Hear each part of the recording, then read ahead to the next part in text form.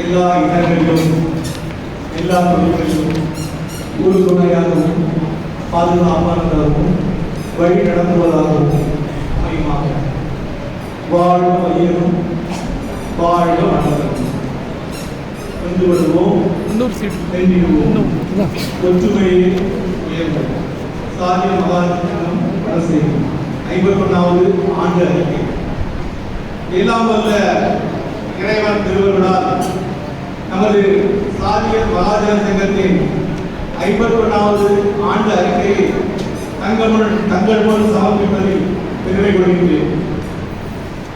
இல்லாது உதவுவதே ஈகையாகும் என்பதனை வரியாருக்கு ஒன்று ஈவதே ஈகை என்று கூறும் வள்ளுவரின் வாக்கிற்கிணங்க இச்சங்கமானது தோற்றுவிட்ட நாள் முதல் இன்று வரையிலும் ஏழ்மை நிலையில் உள்ளவர்களுக்கு உதவிட வேண்டும் என்பதற்காகவும் கல்வி வேலைவாய்ப்பில் சமுதாய மாணவர்கள் முன்னேற்றம் பெற அவர்களை ஊக்குவிக்கும் பொருட்டு ஆரம்பிக்கப்பட்டதே ஆகும் சங்கம்.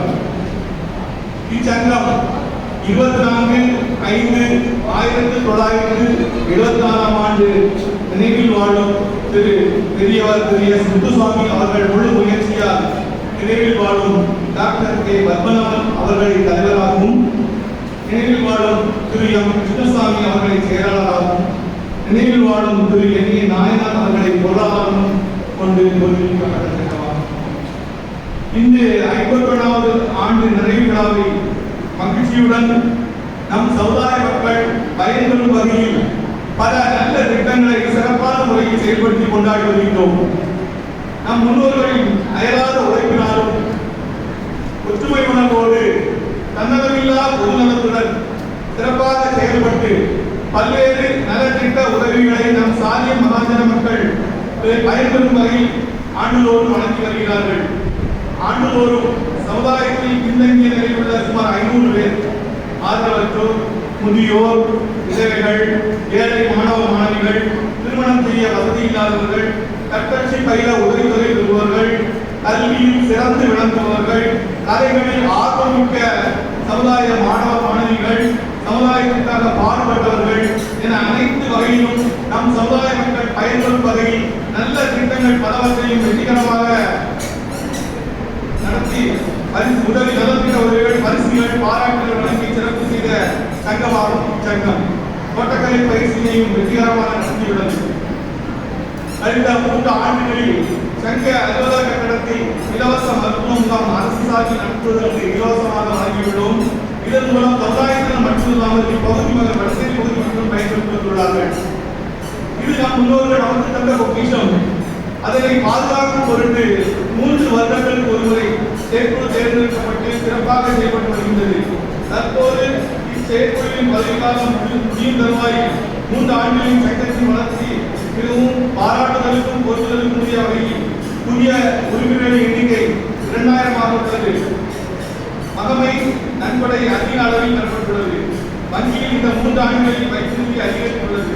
அதற்கு காரணம் நமது மதிப்பிற்கும் போற்றுதலுக்கும் உரிய சங்கத்தை 3 ஆண்டுகள் சிறப்பாக நடத்தி வரும் நமது தலைவர் திரு ஆரிய ரமேஷ் அவர்கள் சங்கத்தின் வருவாயிலிருந்து அடுத்த 3 ஆண்டுகளில் எந்த விதமான செலவும் செய்யாமல் நலத்திட்ட உதவிகள், நிர்வாக குழு கூட்டங்கள், பொதுக்குழு கூட்டங்கள் அனைத்திற்கும் ஆகும் செலவு தொகை அவரின் பெரும் முயற்சியால் நன்கொடையாக பெறப்பட்டதே ஆகும். அவரின் செயல்பாடுகளினால் பரிவு தொகையை கடந்த 3 ஆண்டுகளில் ரூபாய் 6 லட்சம் வங்கியில் நிறுத்தியுள்ளோம்.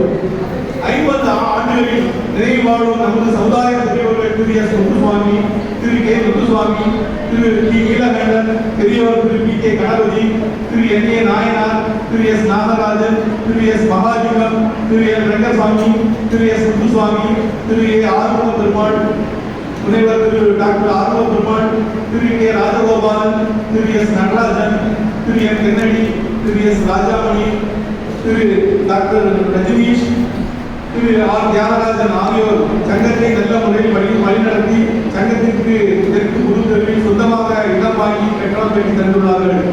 சுமார் 20,000 பேர் வாழும் இந்த வடசேரி பகுதியில் நம் சமுதாய மக்கள் பெரும்பான்மையாக இருக்கும் நாம் ஒற்றுமை உணர்வோடு வாழ வழி செய்யும் வகையில் இச்சங்கம் சிறப்பாக செயல்பட்டு இன்று 51வது ஆண்டு நிறைவு விழாவினை கொண்டாடி வருகின்றது. சாதிய சமுதாயங்கள் என்றால் இந்த வடசேரி பகுதியில் இருக்கும் பிற சமுதாய மக்கள் மத்தியில் நமக்கு என்று ஒரு தனி மதிப்பும் மரியாதையும் உள்ளது. எனவே நம் சமுதாய மக்கள் அனைவரும் ஒன்றுபட்டு ஒற்றுமை உணர்வோடு எதையும் சாதிக்கும் திறனை வளர்க்கவும் பல புதிய நல்ல திட்டங்களை செயல்படுத்தவும் உறுதியேற்போம். புதிய நலத்திட்ட உதவியாக மகப்பேறு நிதி வழங்கும் திட்டத்திற்காக பொன்விழாவிற்கு ரூபாய் 50,000 வழங்கிய திரு ஆர். சுப்பிரமணியன், முன்னாள் தலைவர் வடசேரி திருமல வள்ளியூர்காரிய தனி நிறுவனங்கள் மற்றும் திருமதி எல். வள்ளியம்மாள், ஆசிரியர் SMR மேல்நிலைப்பள்ளி அவர்கள் வழங்கிய ரூபாய் 25,000 சேர்த்து வைப்புறுதியாக வைக்கப்பட்டுள்ளது. அவர்களுக்கு இந்த நேரத்தில் நெஞ்சார்ந்த நன்றியை தெரிவித்துக் கொள்கின்றோம். மேலும் கட்டணமில்லாமல் தணிக்கை செய்து தந்த தணிக்கையாளர்கள் திருமதி ஆர். என். கிருஷ்ணராணி, திரு கே. மணிகண்டன், திருமதி வி. நளினி ஆகியோருக்கு நெஞ்சார்ந்த நன்றியை தெரிவித்துக் கொள்கின்றோம். தற்போதைய நிர்வாகங்களும் நமது தலைவர் திரு ஆர். ரமேஷ் அவர்கள் தலைமையில் 3 ஆண்டுகள் சிறப்பாக செயல்பட்டு வருகின்றது. சங்கத்தின் 51வது பொதுக்குழு கூட்டம் PS கம்ப்யூட்டர் வைத்து 3/8/2025 சிறப்பாக நடந்தது. திரு ஆர். ரமேஷ் அவர்கள் தலைமைத்தாங்க நிர்வாகக்குழு திருமதி ஆர். விஜயலட்சுமி அவர்கள் இறைவணக்கமாக 2024ஆம் ஆண்டு தணிக்கை செய்யப்பட்ட வரவு செலவுகள் வாசிக்கப்பட்டது. பொருளாதார துறை ராஜா அவர்கள் கட்டுரையாற்றினார்கள். நமது சமுதாய மக்களுக்கு என்னென்ன அடிப்படை தேவையோ அதனை நிறைவேற்றுவதில் நம் தலைவர் ஆர். ரமேஷ் அவர்கள் தலைமையான நிர்வாகக்குழு தொடர்ந்து சிறப்பாக செயல்படும் என்பதை இந்த நேரத்தில் உறுதியளிக்கிறோம். கோவிலுக்கு சென்றால் இதயம் தூய்மை அடைகிறது. ஏழை எளியவர்களுக்கு உதவி செய்யும் மனப்பான்மை உருவாகிறது. அப்படிப்பட்டவர்களின் இதயங்களில் தான் இறைவன் வீட்டிருக்கின்றார். சுயநலத்துடன் செயல்படுவர்கள் எத்தனை முறை கோவிலுக்கு சென்றாலும் இறைவன் அவர்களுக்கு உதவி புரிகிறது. இந்த சுவாமி விவேகானந்தரின் அருள் வாக்கினை கற்றுக் கொண்டு இந்த 51வது ஆண்டு நிறைவு விழா நிகழ்ச்சி சிறப்பாக நடைபெற பொருளுதவி நிதியுதவி ஏற்ற சமுதாய பெற்றோர்கள் அனைவருக்கும் நன்றி கூறி நிறைவு செய்கிறேன்.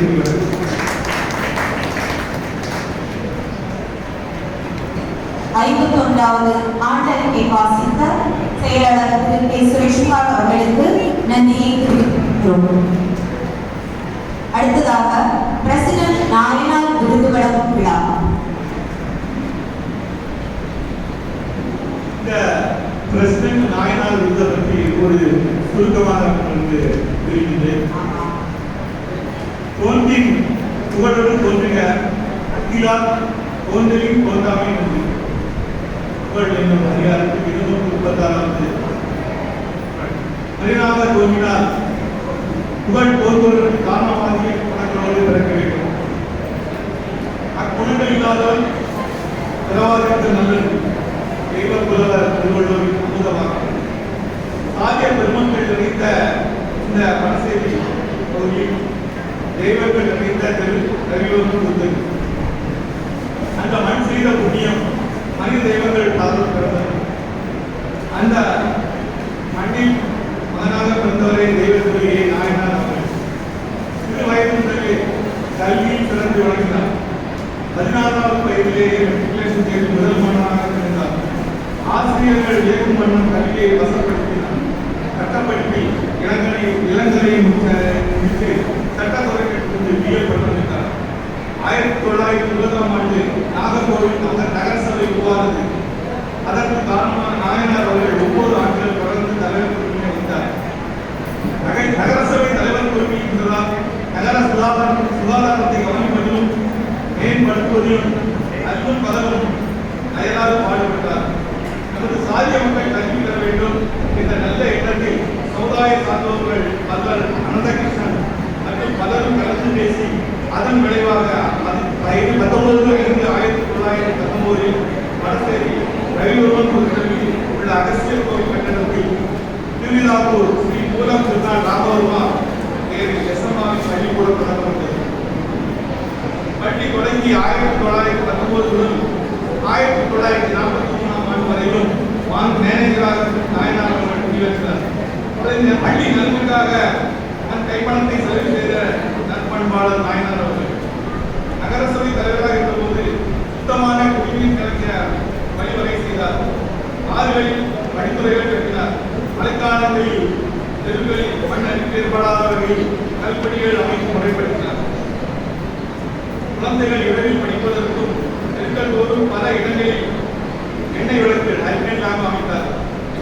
நாயனாரும் கைமொழியும் ஆவியின் நண்பர்களாக கவிமணி அவர்கள் இறுதி காலத்தில் புத்தேரியில் மனைவி வீட்டில் வாழ்ந்து வந்தார்கள்.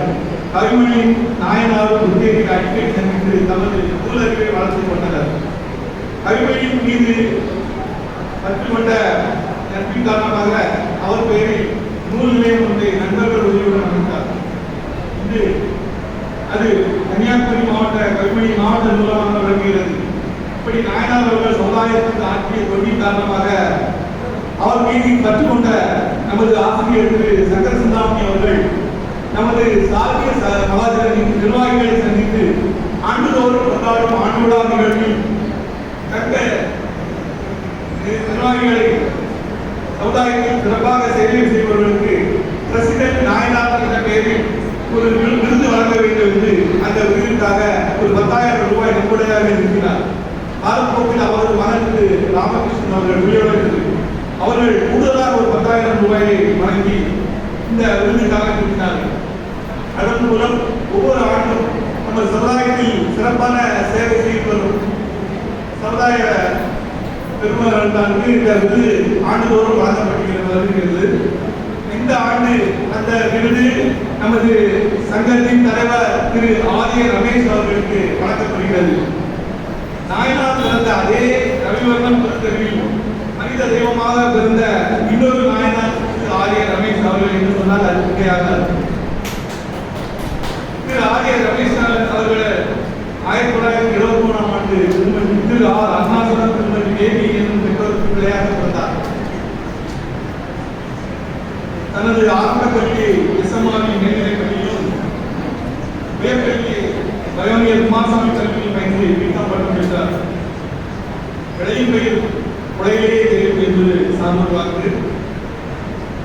சமுதாய பொறுப்புகள் பலவற்றை ஏற்று திறம்பட செய்யும் திறமை, தான் திட்டமிட்ட காரியங்களில் வெற்றியடையும் திறன், தொலைநோக்கு சிந்தனையுடன் எதையும் சாதிக்கும் ஆற்றல் படைத்தவர் நமது தலைவர் அவர்கள்.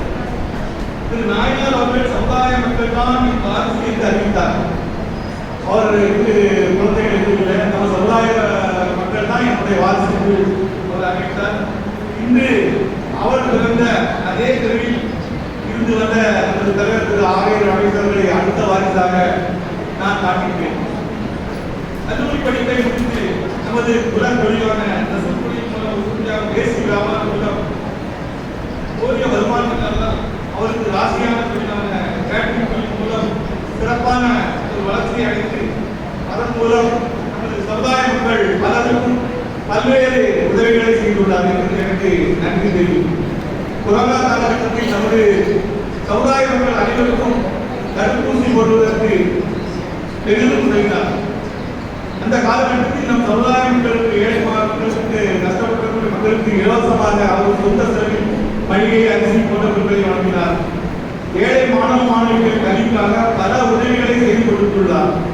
வயதான முதியோர்களுக்கு மருத்துவ உதவிக்காக தனது சொந்த நிதியை வழங்கியுள்ளார்கள்.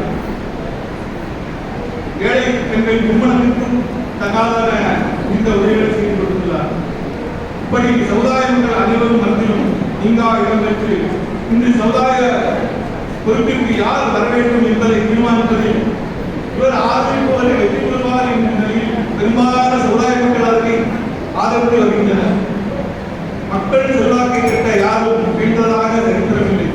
அதனால்தான் அவர் இந்த விருதுக்கு தேர்ந்தெடுக்கப்பட்டுள்ளார் என்பதை மகிழ்ச்சியோடு தெரிவித்துக் கொள்கிறேன்.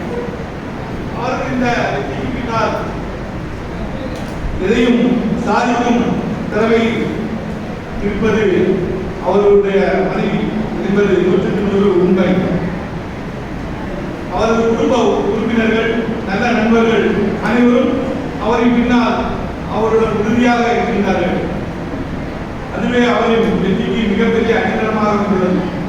அதனால்தான் அவர் வெற்றி மேல் வெற்றி பெற்று வந்து அவரை சாதிக்கிறது.